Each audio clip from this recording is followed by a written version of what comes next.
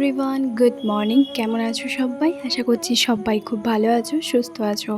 আমি বৃষ্টি, আমার নতুন আরও একটা ভিডিওতে তোমাদের সকলকে জানাই অনেক অনেক স্বাগত। আমি কিন্তু বাবার বাড়িতে খুব একটা দেরি করে যে উঠি তা কিন্তু নয়, 8টার আগে সবসময়ের জন্য চেষ্টা করে উঠে পড়ি। তো যাই হোক, আজকেও তার ব্যতিক্রম কোনো কিছুই হয়নি। আজকেও সকালবেলা ঘুম থেকে উঠেছি আর উঠে কিন্তু বিছানাপত্র পরিষ্কার করতে শুরু করে দিয়েছি। এটা আমি যেখানেই থাকি না কেন প্রথম আমার এটা ডিউটি থাকে, মানে বিছানাপত্র পরিষ্কার করে না উঠলে না কেন জানি না খুব একটা ভালো লাগে না। দেখবে রুমের মধ্যে ঘর যতই অগোছালো বা পরিষ্কার থাকুক না কেন, যদি বিছানার চাদর যদি পরিষ্কার পরিপাটিভাবে একদম টিপটপভাবে গোছানো থাকে, তাহলে দেখবে ঘরের সৌন্দর্যটাই একটা পাল্টে যায়। তো যাই হোক, এদিকে দেখো ঘুম থেকে উঠে পড়েছি।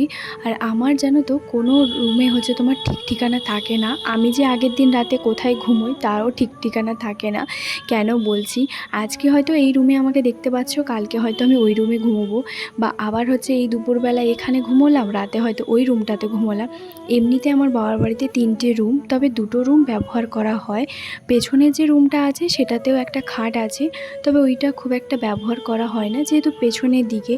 আর তো ওটা একটা স্টোরেজ তোমার সমস্ত কিছু জিনিস করা আছে আর কি। ওই পেছনের দিকে যে রুমটা, যখন খুব আত্মীয় বন্ধু আসে, মানে ওই যেমন ধরো মনসা পুজোর সময়, তখন কিন্তু পেছনের দিকে রুমটা ব্যবহার করা হয়। এখন মা সকালবেলা ওই যে দোকানে গেছে কিছু জিনিস হয়তো আনতে। তো এদিকে আমি সকালবেলা ঘুম থেকে উঠে এখন হাঁটাচলা করতে করতে ব্রাশটা করে নিচ্ছি। আর সকালবেলা না আমাদের বাবার বাড়ি এই দিকে কিন্তু খুব একটা কেউ নেই। ওই সাইডে তোমার একজন কাকিমা থাকে, ওই কাকিমার সঙ্গে একটুখানি যখন বেরোয় জল আনতে আসে তখন কিন্তু কথা বলি। এই যে দেখো, বলতে বলতে আমার মাও চলে এসেছে, হাতে কিছু একটা প্যাকেটের মধ্যে আছে, জানি না কি আছে। তো এদিকে আমিও কিন্তু ভালো করে ফ্রেশ হয়ে গেছি। আর এরপর এখন তোমার কি বলো তো, মাথাটাকে ভালো করে তোমার আঁচড়ে নেব। কারণ আমি না সকালবেলা চুল আঁচড়ে তারপরে রান্নাঘরে যাই, মানে এটা আমার বরাবরের একটা অভ্যেস। মানে আমাকে ঘুম থেকে ওঠার পর তুমি একদম টিপটপভাবে মাথাটা মানে থাকে, আমার চুল অগোছালো যে থাকে বা অগোছালো যে সকালবেলা থাকে, আমি ওরকমটা নয়। যতক্ষণ পর্যন্ত চুল টুল চিরুনি না করছি ততক্ষণ পর্যন্ত আমার শান্তি হয় না। তো যাই হোক, এদিকে যেহেতু বিরুনি করছিলাম তার জন্য কলতলাতে গিয়ে একটুখানি হাতটা ধুয়ে নিলাম। আর এরপর সোজা চলে এসেছি চা করতে। আমি আর মা দুজন মিলে চা খাবো। বাবা তো সেই ভোরবেলা কাজে বেরিয়ে গেছে, তো বাবা সকালবেলা চা খেয়ে যায়, আর যাদের ঘরে কাজ করে ওদের ঘরেও কিন্তু চা খেয়ে নেয়। এখন মাকে তোমরা বাড়িতে দেখতে পাবে, যেহেতু আমার মায়ের স্কুলটাই কয়েকটা দিন ছুটি আছে, তো সেই কারণে আমার মা কিন্তু বাড়িতেই আছে। যারা নতুন ভিউয়ার্স তারা হয়তো জানে না যে আমার মা কী করে, বলে দিই, আমার মায়ে কিন্তু স্কুলে রান্না করে। আমাদের দুটো বাড়ির পরেই কিন্তু আমাদের প্রাইমারি স্কুল, যেখানে আমার ছোটোবেলার তার অনেক স্মৃতি জড়িয়ে আছে। আমার অনেক আগে থেকে, মানে আমার ছোটোবেলা থেকে বলতে পারো মা স্কুলে রান্নাবান্না করে।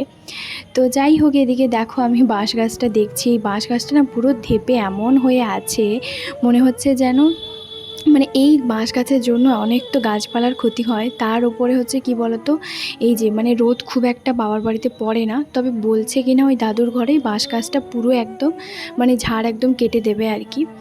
তো তারপর মাও চা বিস্কুট খেয়েছে, আমিও খেয়েছি। আর তারপর এদিকে দেখো মা করছে খাঁচি ভেলভেট। তো এইগুলো যেহেতু ঠাকুরের মুকুট, তোমরা তো জানো আমার বাবার বাড়িতে মুকুট বানানো হয়, আমিও এগুলো বানাই, তবে সেগুলো আর ভিডিও করতে পারি না জানো তো। আমি ওই সকালবেলা চা বিস্কিট খাওয়ার পরে বসে পড়ি তার জন্য। আর আমার এখানে তো সেরকম খুব একটা কাজ নেই, সারাদিন এই করি, তো তার জন্য কি বলো তো সেরকম কি ভিডিও করব বুঝে উঠতে পারি না।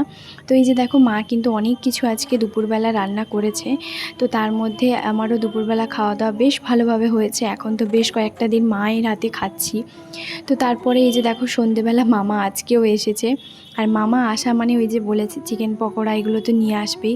তবে মামা জানো তো আগেরবার যে চিকেন পকোড়াগুলো নিয়ে এসেছিলো সেগুলো কিন্তু অন্য একটা দোকানে, এবারেও কিন্তু একটা অন্য দোকান থেকে নিয়ে এসছে, ভীষণই ভালো। এটা তার পরের দিনের ভিডিও। ওই যে বললাম বাবার বাড়িতে আমার সেরকম কাজ নেই, একটু একটু করেই তোমার মানে সময়গুলো খুব সুন্দরভাবে কাটে। তো তারপরে এই যে দেখো বাবা কিন্তু ময়দা নিয়ে এসেছে, প্রায় 2-3 কেজি মতোর ময়দা আছে। আর এই ময়দাগুলোতে না পোকা থাকে জানো তো। আগের দিন আমি যখন পরোটা লুচি করেছিলাম তখন না মানে পোকা তোমার ছিল, আর পুরো এই 500 ময়দা আমাকে ফেলতে হয়েছে। আমি বুঝতে পারিনি, তো সেই কারণে কি বলো তো, এবারে ভালো করে আমি বললাম যে দাও আমায় হচ্ছে ভালো করে একটু চেলে দিই, তারপরে হচ্ছে কন্টেনারে হচ্ছে তোমার রেখে দেবো। তো এই জন্য কী বলো তো, মানে ওইটা পুরো নষ্ট। একে তো নুন, চিনি, তেল, তারপরে তো অত ময়দা দিলাম, মানে ময়দাটাও পুরো নষ্ট হলো আমার নিজের ভুলের জন্য আর কি। পুরো ময়দার ডোটা হচ্ছে তোমার মানে ফেলতে হয়েছে। তো যাই হোক, ওই জন্য ভালো করে চেলে একটুখানি রেখে দেবো। আর জানো তো, মানে এখন সত্যি কথা বলতে প্যাকেট ময়দাটাই খুব ভালো। দোকানে যে কেন এই ধরনের ময়দাগুলো রাখে, এগুলো কিন্তু আমি দেখেছি প্রচুর পরিমাণে ওই দলা পাকানোর মতন কিছু থাকে, তারপরে তো পোকা তো থাকে। তো এদিকে দেখো আমি কিন্তু বেশ অনেক কটা হচ্ছে তোমার একদম ময়দাগুলোকে ভালো করে চেলে নিচ্ছি। এই কাজগুলো আমার করতে খুব ভালোই লাগে। ওই যে বললাম, আমার সত্যি কোনো কাজ থাকে না, রান্নাবান্না থেকে শুরু করে সমস্তটাই মা করে। ওই যেটুকুনি করি, ওই যে সকালবেলা চা ওইগুলো বানাই, আর বিকেলবেলা চা করি, মানে সন্ধেবেলার টাইমে। আবার রাতে হচ্ছে আমি শুধু রুটিটা করি, তা আবার বাবা রুটিটা মাখিয়ে দেয়, আমি বেলি বা ভাজি, বাবা হয়তো ওই আমার সঙ্গে হাতে হাত লাগিয়ে দেয়, এরকমটাই। তো যাই হোক, এখন তো বেশ কয়েকটা দিন বাবার বাড়িতে আছি, বেশ ভালোভাবে মজা করে দিনগুলো কাটাচ্ছি আর কি। আবার হচ্ছে তোমার সংসার জীবনে ফিরে গেলে আবার আমার কাজে মানে শেষ থাকে না। তো যাই হোক, যেখানে যেরকম আছি সেখানে তো সেরকম থাকতে হবে। আর বাবার বাড়িতে বিয়ের পর একটা মেয়ের কাছে কতটা পরিমাণে আনন্দের, সেটা আর কি বলবো। আর এখানে না বাবা হচ্ছে তোমার জামাই ষষ্ঠীর বাজার কিছু করে নিয়ে এসছে। যেহেতু এই ভিডিওগুলো জামাই ষষ্ঠীর আগে, তার মানে বুঝতেই পারছো আমাকে তো বলতেই হবে, তখন তো আর জামাই ষষ্ঠী আসেনি। জানি ভিডিওগুলো অনেকটা দেরি করে দিচ্ছি, তারপরে আমার কিছু করার নেই। যাই হোক, এদিকে দেখো বাবা কিছু মশলা বাজার এগুলো সমস্ত কিছু করে নিয়ে এসছে। বিরিয়ানির জন্য চাল নিয়ে এসছে, বেসন, তারপরে চানাচুর, মানে নানান ধরনের সব কিছু আর কি মশলা বাজার করে নিয়ে এসছে। আগের দিন মা আমাকে বলে বলে দিয়েছিল, আমি কিন্তু লিস্ট করে রেখে দিয়েছি। কারণ আমার বাবার বাড়িতে এরকম লিস্ট করে হচ্ছে তোমার সমস্ত কিছু মাসকাবারি বাজার হচ্ছে তোমার তোলা হয়। তো সেই থেকে না মাসকাবারি বাজারটা আমার মনে হয় সুবিধে হয়।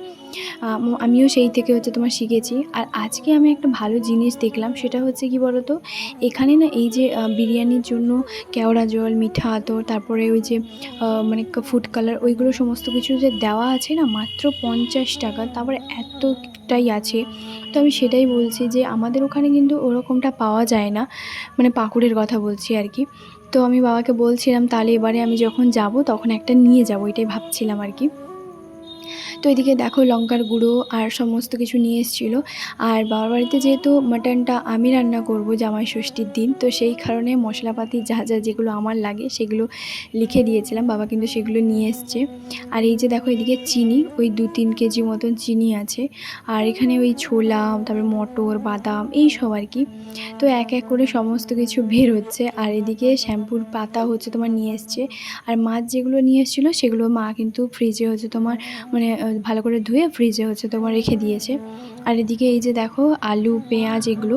আর পেঁয়াজটা না ওই যে বিক্রি করতে এসেছিলো, ওই 100 টাকায় ওই 6-7 কিলো মতন হচ্ছে তোমার দিয়েছে। এখানে হচ্ছে তোমার প্রায় সবার ঘরে হচ্ছে তোমার নিয়েছে, ওই কাকুদের ঘরে, জেঠুদের ঘরে আর কি। ভীষণ সস্তাও হয়েছে, আর তার সঙ্গে মানে একদম পেঁয়াজগুলো খুব ভালো ফ্রেশ, তো তার কারণে হচ্ছে নিয়েছে।